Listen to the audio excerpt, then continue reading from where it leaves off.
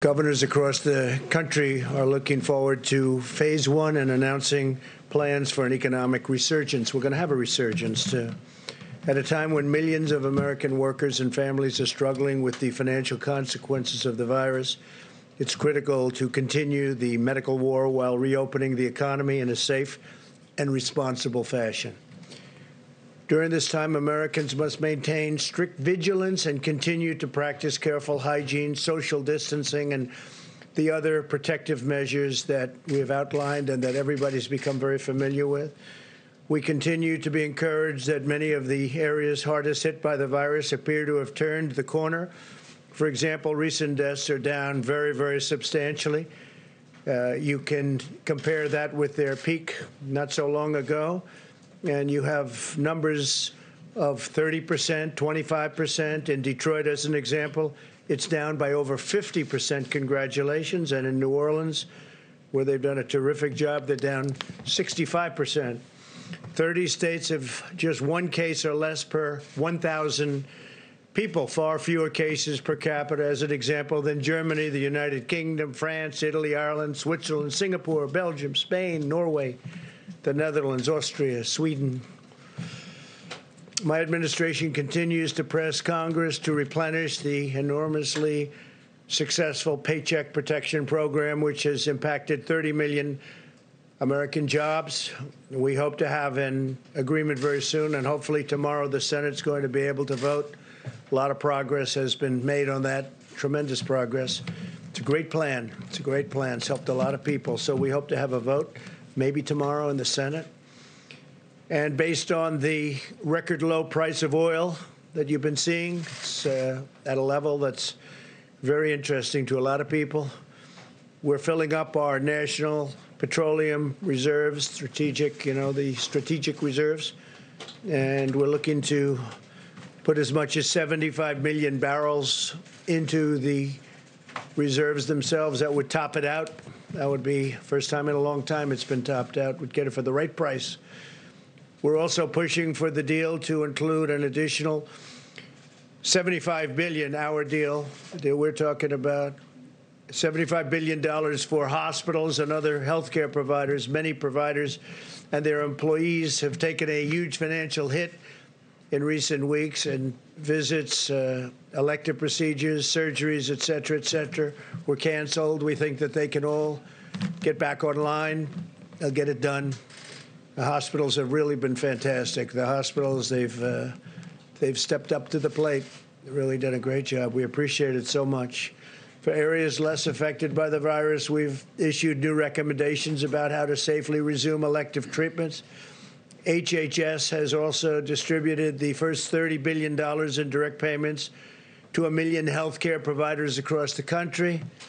We've also invested $1.4 billion in community health centers to ensure our most vulnerable communities, including many African American and Hispanic American communities, have access to the services and testing that they need.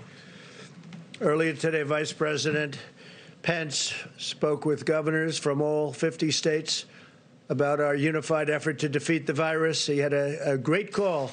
It was a great call, very positive in, I'd say, every way. Prior to the call, we provided each governor with a list of the names, addresses, and phone numbers of the labs where they can find additional testing capacity within their states. Many, many labs. We're providing you with a list. We'll show it to you now. If you need it, we'll give you the details. But hundreds and hundreds of labs are ready, willing, and able. Some of the governors, like, as an example, the governor from Maryland didn't really understand the list. He didn't understand too much about what was going on. So now I think he'll be able to do that. It's pretty simple. But they have tremendous capacity, and we hope to be able to help him out. We'll work with them and work with all of the governors. Similar to the situation with ventilators, states need to assess their complete inventory of available capacity. Some states have far more capacity than they actually understand, and it is a complex subject, but some of the governors didn't understand it. The governor, as an example, Pritzker from Illinois, did not understand his capacity. Not simply ask the federal government to provide unlimited support. I mean, you have to take the support where you have it, But we are there to stand with the governors and to help the governors, and that's what we're doing.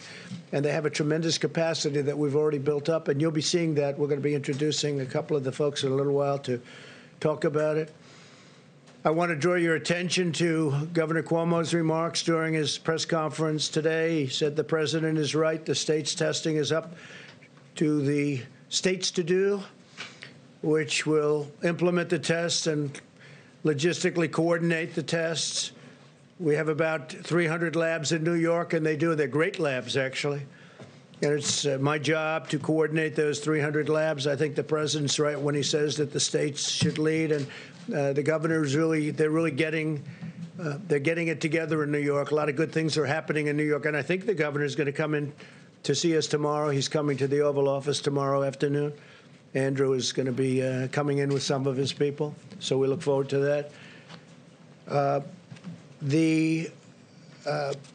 Some of the articles that just recently came about, if you remember, and I put out a statement today, for a month it was all ventilator, ventilator, ventilator. That's all people could talk about was ventilators.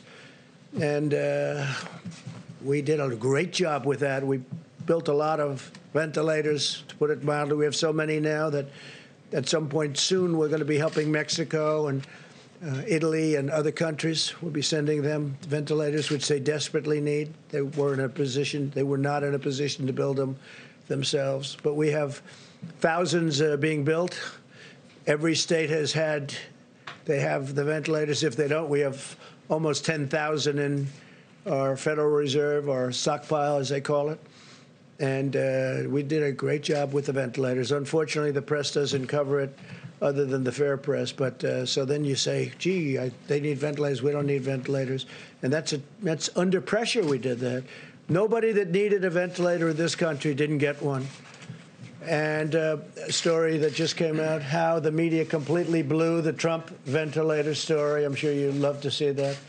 That's by Rich Lowry, respected journalist and person. How the media completely blew the Trump ventilator story, which unfortunately it did. And here's another one that just came out. Kyle Smith, the ventilator shortage that wasn't. The ventilator shortage that wasn't. Because we got it fixed. And we're also going to help the states, by the way, stockpile ventilators. So if a thing like this should happen again, they've got them. The stories on testing are all over the place, that we're actually in good shape. I'm going to have the vice president and others speak to you about that, but we're in very good shape on testing, and we're getting better all the time. You're going to see some interesting things.